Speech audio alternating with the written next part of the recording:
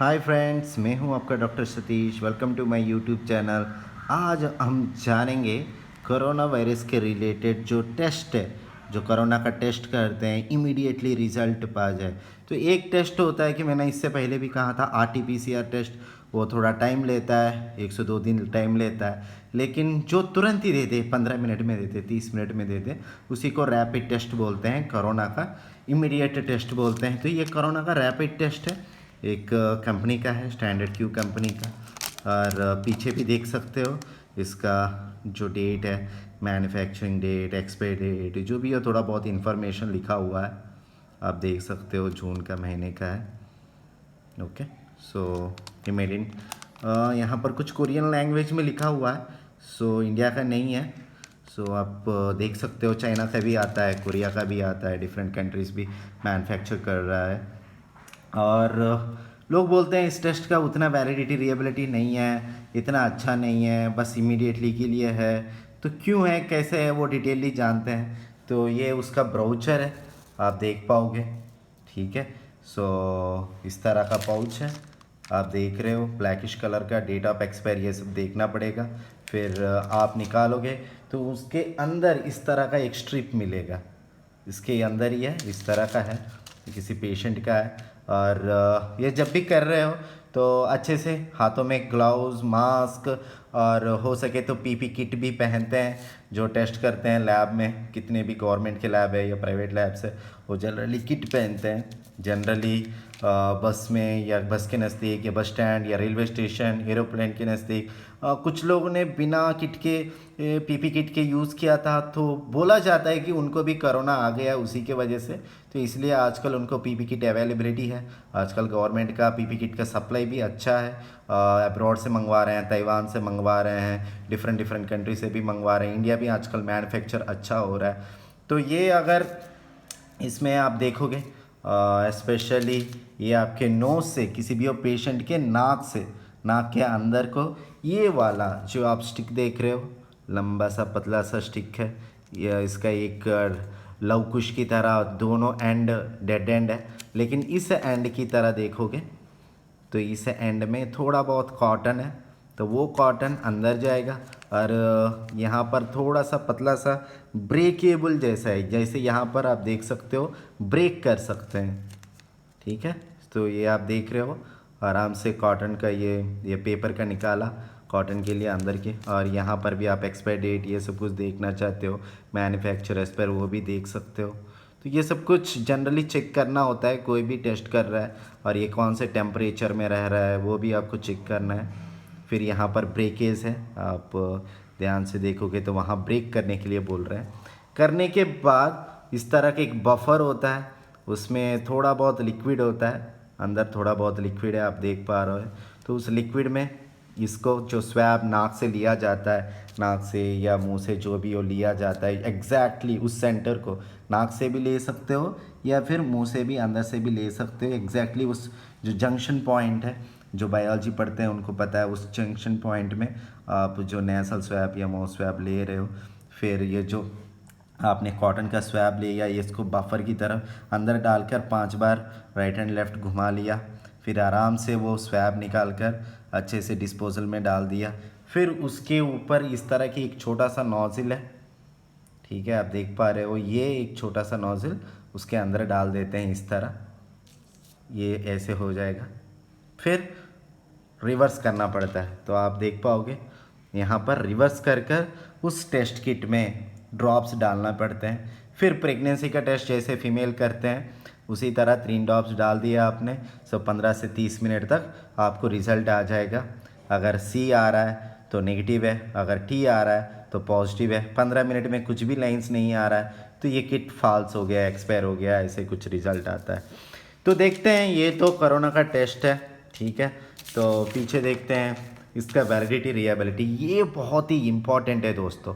हम तो सारे टेस्ट करवा लेते हैं, RT-PCR भी करवा लिया, वो भी करवा लिया, ये भी करवा लिया, लेकिन ये थोड़ा पढ़ने वाली चीज़ है। जो पीएचडी होल्डर है या कोई भी रिसर्च करते हैं, जो मास्टर्स के बच्चे भी रिसर्च कर रहे हैं, आजकल तो गवर्नमेंट बोल रहा है कि नया एजुकेशन पॉलिसी में बैचलर के बच्चों को भी रिसर्च करना चाहिए, ये अच्छी बात है।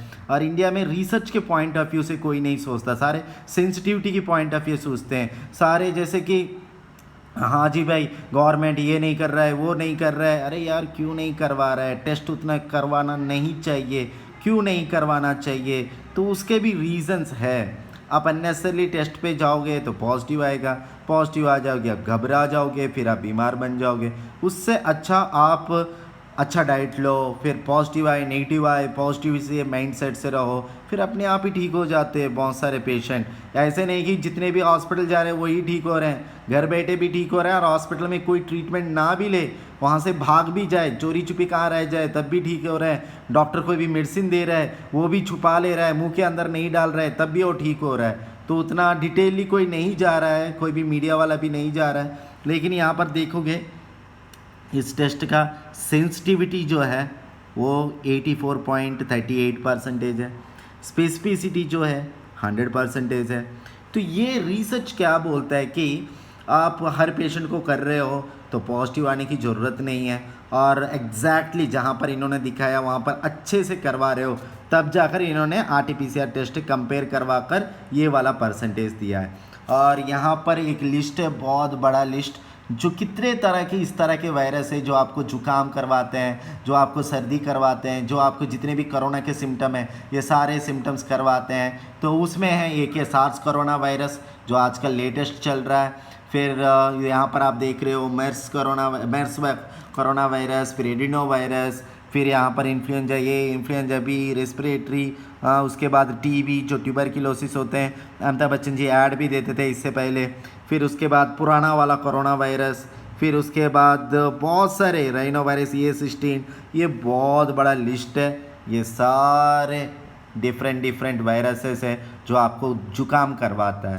तो यहाँ पर लिमिटेशन ऑफ द टेस्ट है, यहाँ पर क्लियरली लिखा हुआ है, आप पॉज कर डिटेलली देख सकते हो, मैं थोड़ा और क्लैरिटी भी करवा दूंगा। सो यह 100% वैलिडिटी रिएबिलिटी नहीं है। अगर आप ध्यान से नहीं ले रहे हो तो टेस्ट नेगेटिव भी आ सकता है, और इस तरह के बहुत सारे डिटेल दिए हुए हैं। सो इसका पॉजिटिव का मतलब 100% पॉजिटिव भी नहीं है, इसका नेगेटिव का मतलब 100% बंदा नेगेटिव भी नहीं है। तो ये टेस्ट उतना वैलिडिटी रिएबिलिटी नहीं है, और इसका स्पेसिफिसिटी ये भी आपने देख चुके हैं। तो कभी भी हो अगर आपको लग रहा है टेस्ट करवाने के लिए करवा सकते हो, लेकिन एज मेरा एक्सपीरियंस आप कोरोना पॉजिटिव भी हो या कोरोना नेगेटिव, ठीक है, आप कुछ भी हो, कोरोना पॉजिटिव भी हो या फिर कोरोना नेगेटिव, क्या करना है भाई? जुकाम है, खांसी है, बुखार है, ठीक होना है, हो जाएगा। डाइट जो हमने बताया वो फॉलो करो, स्ट्रिक्टली फॉलो करो दोस्तों, कोई कॉम्प्रोमाइज़ नहीं है। 4 वेराइटीज़ के बोला हमने फ्रूट्स, 4 वेराइटीज़ खा लेना है। ऐसा नहीं कि एक वेराइटी खा लिया, रात को खा लिया, अरे कुछ नहीं होता, एक दिन खाने से ठीक नहीं होगे, ठीक है। बाद में भाई मैं ठीक नहीं हो रहा हूँ, मेरा सेकंड स्टेज चला गया, मेरा थर्ड स्टेज चला गया, मैं आईसीयू के अंदर चला गया, नहीं चलेगा, ठीक है। हमेशा याद रख लेना, आप डिप्रेशन में मत जाओ। बहुत सारे लोग डिप्रेशन में चले जा रहे हैं, साथ ही साथ कोरोना की वजह से उनका एरिया क्वारंटाइन कर दे रहे हैं, फिर वो कंटेमिनेटेड जोन हो जा रहा है। फिर देखो एक बात है, जितने भी IAS IPS ऑफिसर्स है, जितने भी गवर्नमेंट ऑफिसर्स है, जितने भी गवर्नमेंट सेक्टर्स के लोग हैं, उनका तो सैलरी आ रहा है भाई, कम आ रहा है ज़्यादा आ रहा है, उनका सैलरी आ रहा है।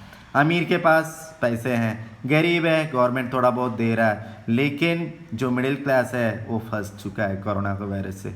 और साथ ही साथ फैमिली में कोई भी कोरोना वायरस के कारण हॉस्पिटल के अंदर जा रहा है तो उसको देखने के लिए जो उसका दोस्त है, रिश्तेदार है, जा रहा है, वो हॉस्पिटल के बाहर ही खड़ा हो रहा है, वो फ़ोन करके बोल रहा है भाई मेरे लिए कुछ खाना लेकर आ जा, मेरे के लिए फ्रूट्स लेकर आ जा।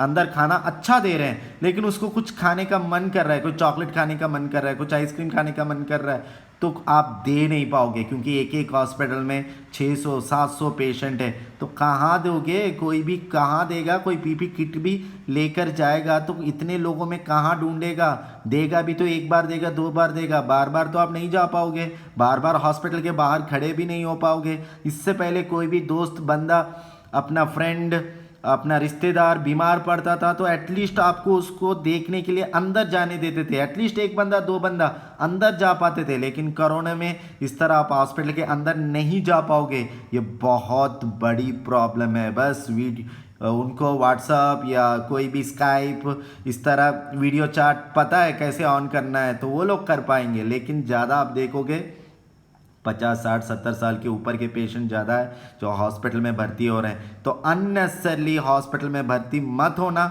मेरा राय सुनो तो कोई भी टेस्ट मत करवाओ, बस अच्छा खाने खाते रहो। अगर कोई जुकाम है बुखार है बस उसको आपको ठीक करना है। कोरोना पॉजिटिव भी आ जाए ट्रीटमेंट तो नहीं है, कोरोना नेगेटिव भी आ जाए तो कोई टेंशन नहीं है। तो इसका मतलब ये नहीं है नेगेटिव आ गया तो उसका 100% है। यहाँ पर पीछे आपने देखा, पीछे वीडियो जाकर पॉज की कर पढ़ सकते हो, इसमें कुछ प्रिकॉशंस और लिमिटेशंस भी बताया हुआ है, ठीक है। तो इसमें नेगेटिव आ गया तो उसका मतलब ये नहीं है आप बीमार नहीं हो, और इसमें पॉजिटिव आ गया तो उसका मतलब ये भी नहीं है तो पॉजिटिव आ गया। तो ये क्यों करवा रहा है मुझे तो समझ में नहीं आया, ठीक है। आपको समझ में आ गया तो आप कमेंट में लिख सकते हो। तो मेरा बेस्ट एडवाइस है अच्छे से खाने खाओ, और जो मैंने डाइट बोला फॉलो करो, हेल्दी रहो, होलिस्टिक रहो और बिंदास रहो, और अपना ख्याल ठीक रखो। क्योंकि फ्यूचर में नए नए पेड़ पौधों की वीडियो देखना है तो हमें हेल्दी रहना है, ठीक है।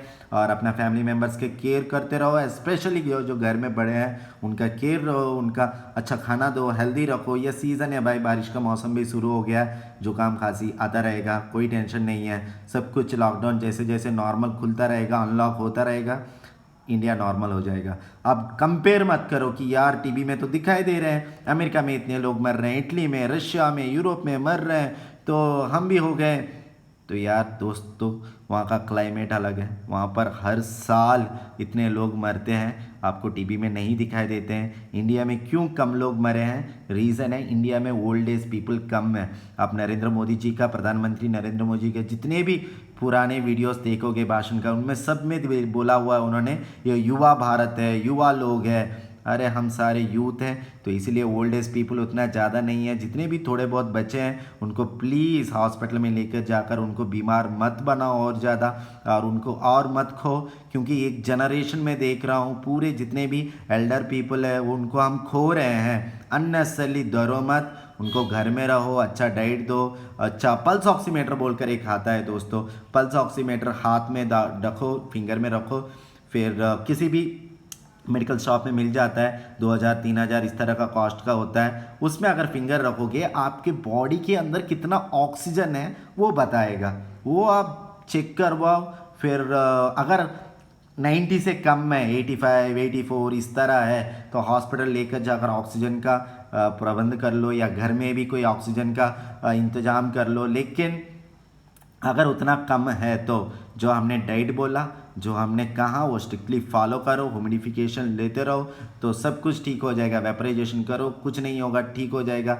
मैक्सिमम बंदे ठीक हो रहे हैं, बस मीडिया जो बंदा ठीक हो रहा है उसके ऊपर कोई वीडियो नहीं बना रहा है, ठीक है। इतने लोग मर गए, इतने लोग पेशेंट हो गए, थोड़ा बहुत बता देते हैं इतने लोग रिकवरी हो गए, लेकिन एक चीज़ नहीं बता रहे हैं, वो है बंदा ठीक हुआ तो कैसे ठीक हुआ। भाई तुम हॉस्पिटल गए तो कैसे ठीक हुआ, वहाँ पर तुमने एक्स्ट्रा कुछ किया जो हॉस्पिटल में किया, बस वही है। तो वो दिखाओगे तो लोगों में हिम्मत आएगा और लोगों को पता चलेगा कि क्यों ठीक हो रहे हैं। तो ये है छोटा information about the corona virus 3 के बारे में।